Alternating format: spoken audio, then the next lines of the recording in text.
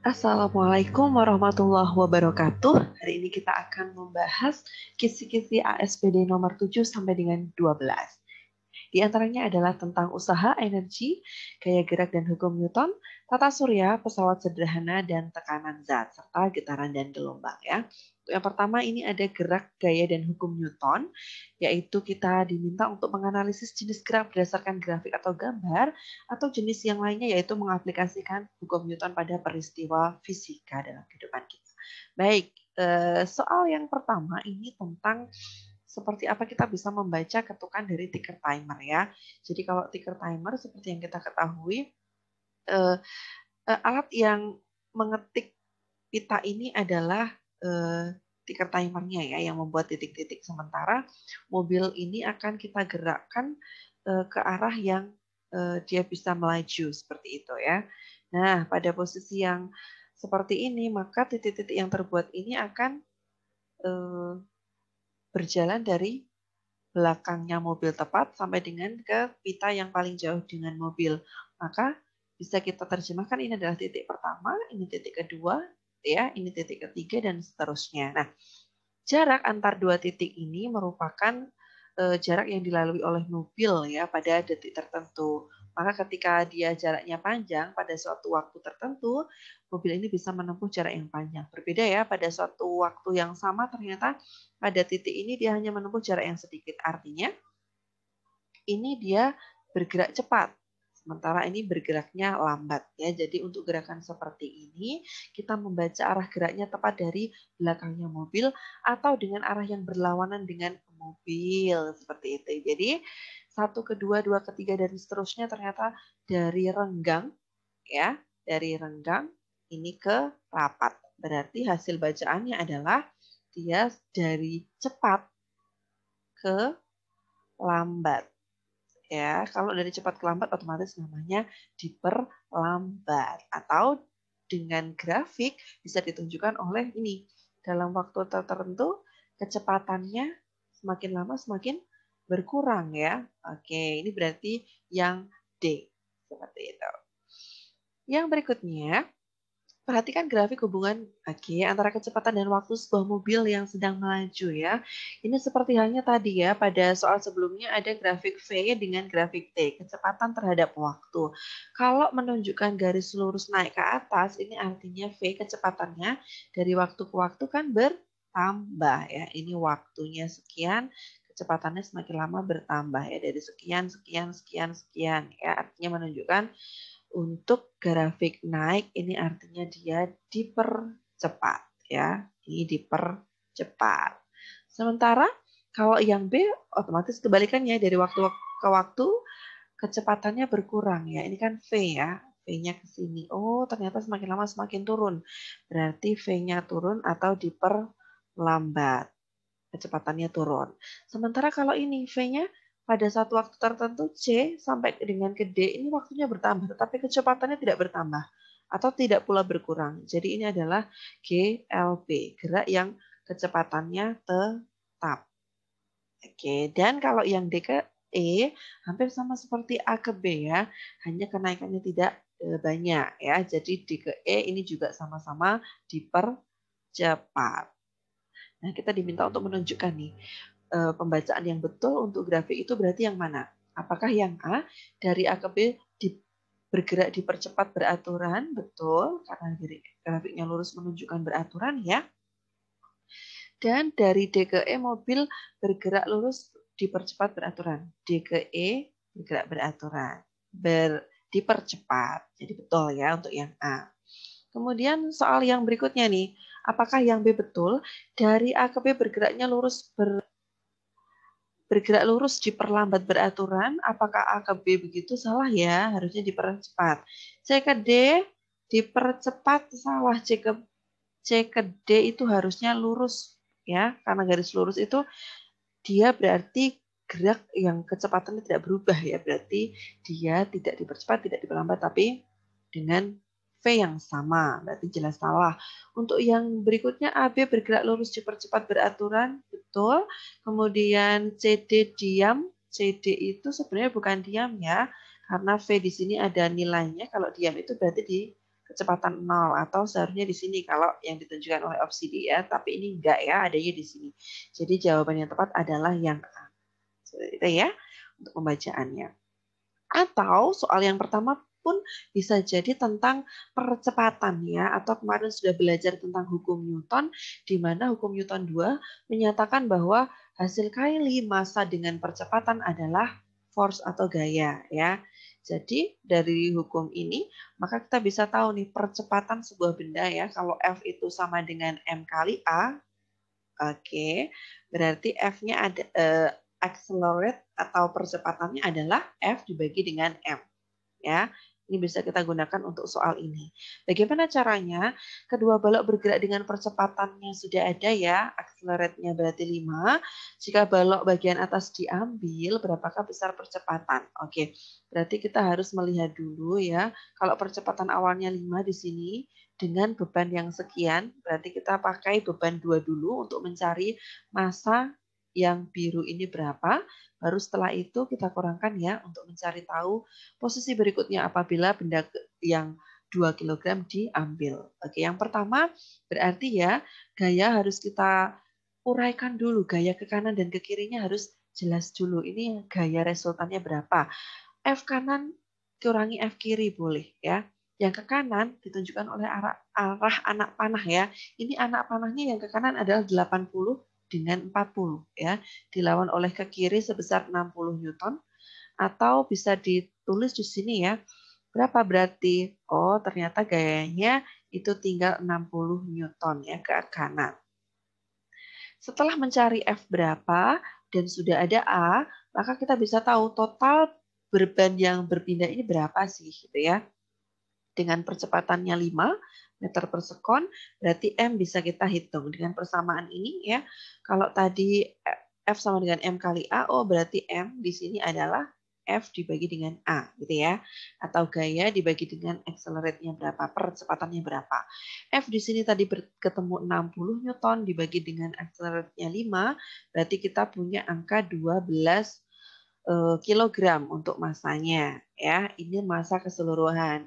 Berikutnya soal menanyakan berapa sih kalau bagian atasnya diambil atau massa pada posisi kedua adalah 12 min 2 tinggal 10 kilogram ya. Ini yang akan kita hitung sekarang. Dengan gaya yang sama atau F sebesar 60 Newton ke kanan, berapa accelerate atau percepatannya sekarang? Ya, kalau tadi 5 dengan massa seperti itu, sekarang massanya berubah dan jadi berapa? A adalah F dibagi M. Ya, gaya dibagi massa, gayanya 60, massanya adalah 10. Oh, ternyata tinggal 6 meter per sekon. Oke, dan jawabannya adalah yang A.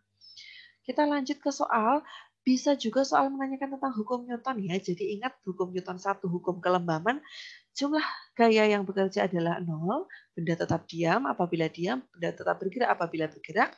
Newton 2 itu tentang F sama dengan MA tadi ya, ada sebuah pengaruh antara massa dengan gaya.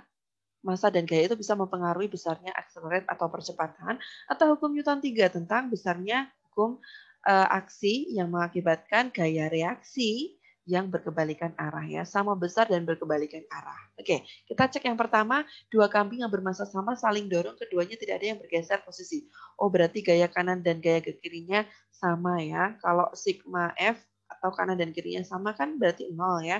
Maka dia akan diam karena tidak bergerak juga ya, sama gayanya saling meniadakan, ini hukum 1.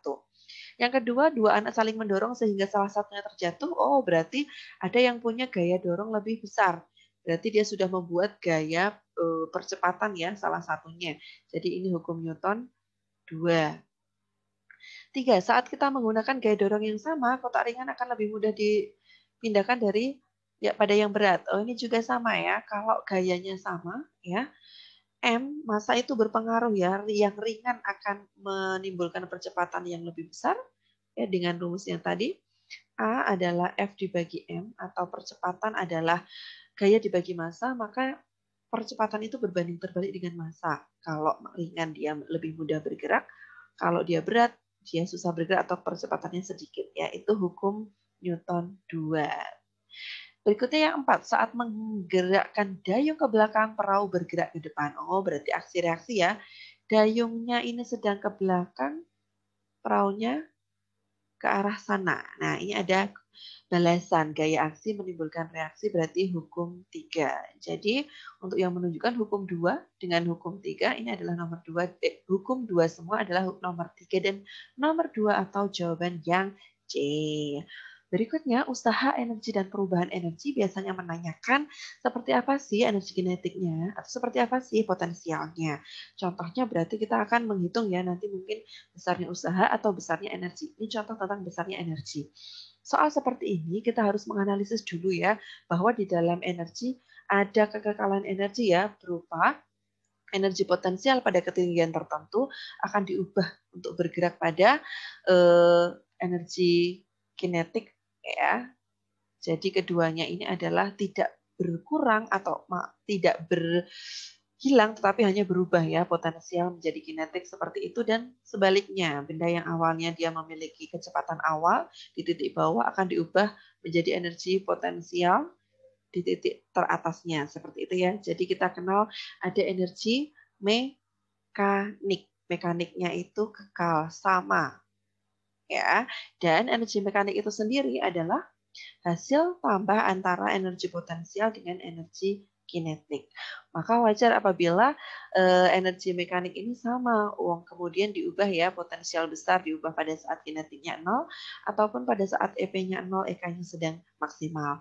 Contoh untuk soal seperti ini, V0-nya adalah 4, atau kecepatan awalnya adalah 4. Jadi pada posisi bola di bawah, posisi 1, ini ya, kita bisa menghitung energi mekaniknya berapa. Dan akan sama dengan energi mekanik ketika ada di sini. Jadi EM di sini sama dengan ketika EM-nya di bawah. Seperti itu ya. Dengan cara menambahkan tadi EP plus EK. EM pada posisi awal bisa kita cari karena pada titik terendah EP-nya masih 0. Ya, sehingga EM di sini nilainya setara dengan EK. Siapa EK? EK adalah setengah massa kali kecepatan kuadrat. Berarti kalau kita punya angka setengah, kalikan dengan massa bola yang di sini sudah diketahui ya, 400 gram di sini adalah 0,4 kilogram. Ya, dikalikan dengan V kuadrat atau kecepatan di titik itu adalah kecepatan awal ya, 4 kuadrat. Oke, kita jadi punya angka berapa ini? Setengah kali 0,4 dikalikan dengan 16 ya. Atau ada 8 kali 0,4, 3,2 joule itu untuk EM-nya. Oke, EM ketemu 3,2 joule dan ini memiliki jumlah yang sama dengan yang di atas 3,2 joule. Nah, pertanyaannya adalah jika kita sudah tahu EM-nya, kita bisa mengukur nanti ya energi kinetik pada posisi 2 berapa. EK-nya ini berapa dengan EM-nya di titik itu sama dengan EP plus EK. Nah, potensialnya sudah ada karena sudah punya ketinggian ya. Dan EK-nya juga sudah ada di situ karena belum titik tertinggi. Kita coba cek ya, kalau pada titik 50 cm dari tanah dia berapa sih EK-nya? Oke, berarti EM-nya kita tulis ya ada 3,2 tadi. EP-nya adalah komponen dari energi potensial. Kita bisa mengukurnya dengan massa, gravitasi, ketinggian ya. Ditambah dengan EK.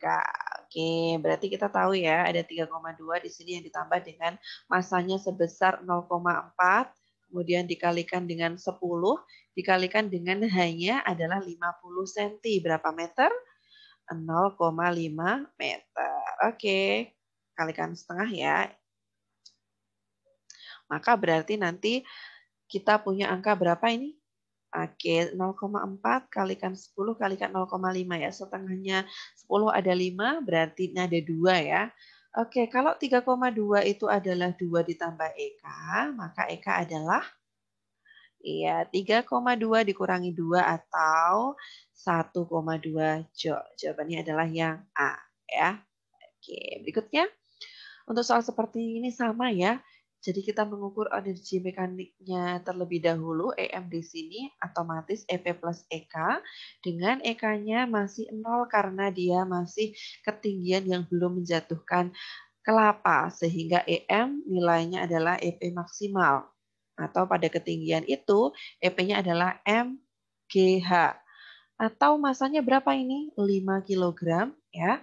Kemudian dikalikan dengan gravitasinya 10, dikalikan dengan ketinggiannya, kita pakai 8 meter. Sehingga totalnya adalah 400 ya, 400 joule untuk M-nya. Nah, pada saat ini yang ditanyakan adalah percepatan gravitasi buminya 10, besarnya kinetik pada saat mencapai ketinggian 3 meter. Nah, kalau pada di sini berapa nih? Di sini tinggal 3 meter, berarti hanya 3 ya. Kita cek dulu, berarti EM-nya itu 400. Adalah pertambahan dari EP plus EK dengan EP. Di sini ada ketinggiannya ya, 3 ya. Ketinggiannya berubah nih. Kalau pada H itu berarti 5 kali 10 kali 3 ya, ditambah dengan EK. Sama seperti tadi ya, EM-nya sudah ketemu 400 ya tadi ya. Oke, berarti EK-nya bisa kita hitung nanti ya setelah kita tahu nilainya ini berapa. 5 kali 10 kali 3 adalah 150 ya. Berarti EK di sini adalah 400 dikurangi 150. Jawabannya berapa? 350 joule. Oh, 250 joule ya maaf. 250 joule atau yang C. Lanjut. Nah, atau seperti ini ya, kalau usaha W atau usaha yang ditanyakan soal, maka kita bisa mengukurnya dengan seberapa besar gaya dikalikan perpindahannya. Ya, ini udah hafal di luar kepala. W adalah usaha, F adalah gaya, dan S adalah perpindahan. Jaraknya berapa? Nah, pada soal ini sudah diketahui semua ya. Ada F sebesar 80 Newton, kemudian S sebesar 4 meter, maka W langsung bisa kita hitung. F kali S yaitu 80 kali 4 atau ketemu 320 Joule, Newton ya. Nah, ini dia 320 Newton usahanya. Baik, berikutnya kita akan, maaf ini yang betul adalah yang Joule ya. Newton meter, Newton meter. Lanjut ya. Sistem tata surya sekarang. Nah, dalam sistem tata surya, kita diminta untuk menunjukkan akibat gerakan bumi, bulan, dan matahari. Tentunya dalam gerakannya ya, kita berotasi ya, berputar pada porosnya, rotasi yang seperti ini. Sedangkan untuk yang revolusi, itu yang bumi bergerak mengelilingi matahari ya. Oke, nah maka rotasi ini bisa kita ketahui fenomenanya secara harian. Ya, dalam 24 jam kita bisa mengamati. Kemudian kalau yang ini biasanya musiman ya, tidak teramati dalam satu hari. Nah, untuk seperti ini bisa juga nanti tentang akibat rotasi dan revolusi seperti soal berikutnya, atau seperti ini, posisi bulan atau fase bulan ya. Dengan kita yang ada di bumi bisa melihat fase-fase seperti apa. Kalau cahaya dari kanan, kita ditanyai posisi B dan posisi E ini posisinya seperti apa terlihat dari bumi, berarti kita melihatnya dari bumi ya. Dari sini dan dari sini. Nah, jadi kita harus bisa, oh B berarti cahayanya hanya belum ada setengahnya ya. Kalau setengahnya kan yang C. Ini masih setengahnya dari setengah atau sabit yang terlihat di sebelah kanannya. Nah, atau kalau pada posisi E, kita lihat dari bumi dia sudah purnama ya, utuh cahayanya langsung ke seluruh permukaan atau yang B. Itu ya, jadi jawabannya yang B, penampakan bulan pada bumi. Kemudian ini contoh yang tadi, akibat rotasi dan revolusi. Yang ditanyakan adalah akibat dari revolusi, berarti fenomena tahunan atau musiman ya. Bukan yang harian. Kita cek matahari terbit di ufuk timur dan tenggelam di barat ini tiap hari teramati ya rotasi. Kemudian daerah tropis hujan dan kemarau adalah musim revolusi ya. Kemudian kita mengalami pergantian siang dan malam setiap hari itu rotasi. Rasi bintang terlihat berbeda, ini adalah musiman ya, dia revolusi. Dan juga yang terakhir subtropis di musim dingin mengalami siang lebih singkat, itu adalah terjadinya setiap beberapa musim sekali ya. Perbedaan waktu lamanya siang dan malam seperti itu. Jadi yang akibat dari revolusi adalah yang 2, 4, dan 5 atau opsi D. Next. Atau seperti ini ya, kalau pasang perbani dan pasang purnama itu berarti tentang letaknya lagi. Kalau pasang pasang purnama yaitu pada saat ini ya, ini matahari, kemudian bumi di sini, bulannya sebelah sini. Jadi posisi airnya ini maksimal tingginya ya. Nah, kalau yang posisi purnama seperti ini. Kalau yang purbani bagaimana? Oh, perbani bagaimana? Perbani yang membentuk sudut 90 derajat atau siku-siku ya. Jadi air yang ada di bumi atau perairan yang ada di bumi ini tertarik oleh matahari dan juga oleh bulan. Jadi tidak pasang yang paling tinggi. Oke ya. Jadi kita cek sekarang. Pasang perbani terjadi pada saat posisi matahari, bumi, bulan segaris perbani. Berarti bukan ya, dia harusnya 90 derajat. Pasang perbani terjadi purnama terjadi pada saat, nah ini betul. Pasang perbani terjadi pada saat posisi ini membentuk sudut 90 derajat perbani, betul. Purnama salah ya, dia yang lurus. Pasang perbani menyebutkan pasang surut air laut setinggi-tingginya. Tadi yang setinggi-tingginya adalah yang purnama ya. Oke, jadi jawabannya adalah yang 6, 3, dan 2. 2, 3, 6 adalah yang D. Seperti itu. Lanjut untuk fenomena alam yang akibat rotasi ya, berarti yang harian lagi ya. Perbedaan daerah tadi enggak, terjadinya perubahan siang dan malam. Perubahan siang dan malam, iya ya, pergantian ya, bukan perubahan banyaknya waktu ya. Perbedaan lamanya siang dan malam ini revolusi gerak semu. Benda langit dari timur ke barat itu rotasi juga, betul ya. Berarti ada perbedaan waktu di daerah yang berbeda ini juga iya, WIT, WITA itu ya, WIB. Oke, ini juga harian. Jadi adalah nomor 2, nomor 4, dan nomor 5. 2, 4, dan 5 ya jawabannya. Lanjut untuk pesawat sederhana, sekarang kita diminta untuk menyeimbangkan salah satu pesawat sederhana yaitu tuas ya. Nah, kalau seperti ini kita harus cek bahwa gayanya atau gaya beratnya Vian itu harus sama dikalikan dengan lengannya Vian, itu sama dengan gayanya si Andi dikalikan dengan lengannya Andi. Atau kalau seperti ini sudah diketahui ya, masing-masing ini tidak berubah dalam opsi ini, berarti bisa kita cari tahu dulu perbandingannya. Kalau kita membandingkan FF atau gayanya Vian dengan gaya beratnya Andi, berarti lengan yang kita bandingkan adalah lengannya Andi banding lengannya Vian. Lengan dengan ini ya, maksudnya lengan ini ya. Iya. Jadi untuk perbandingannya boleh nih Vian dengan Andi atau Andi dengan Vian boleh. Kalau Vian dengan Andi kita punya angka 300 banding 400 ya. Jadi perbandingannya adalah 3 banding 4. Nah, lengan mana yang nanti perbandingannya 3 banding 4 antara Andi dan Vian ya. Jangan dibalik, Andi dan Vian harusnya 3 banding 4.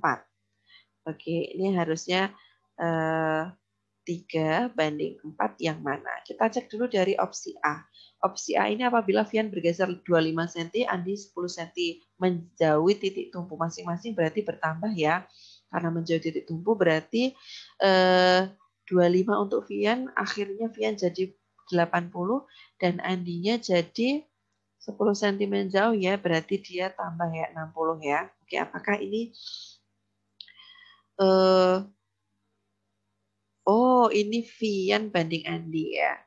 Ini Vian banding Andi. Padahal kita harusnya Andi banding Vian ya. Oke, berarti kalau tadi opsi A itu berarti 60 banding 80 ya. Atau 3/4 berarti sudah betul. Untuk yang B, ingat kita hitung Andi dulu baru Vian ya.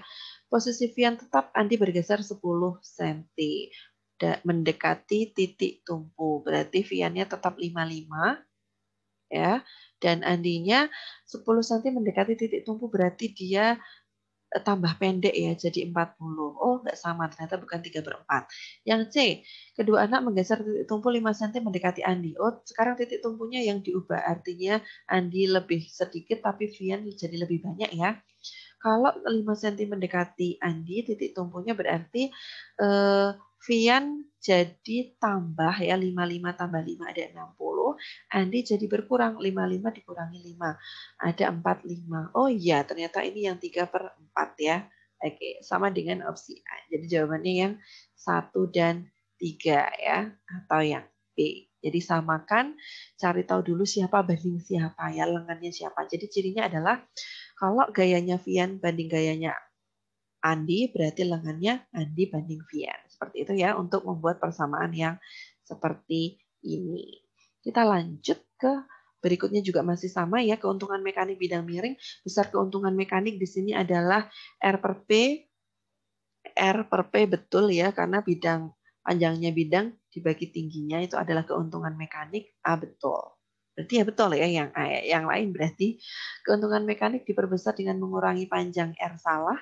Keuntungan mekanik tidak dapat berubah walau tinggi P berubah. Ini jelas bisa berubah ya. Kalau P-nya berubah, besar keuntungan mekanik akan bertambah jika berat beban diperbesar. Nggak ada hubungannya karena keuntungan mekanik dengan R dengan P ya, perbandingan R dengan P-nya. Atau yang soal seperti ini hampir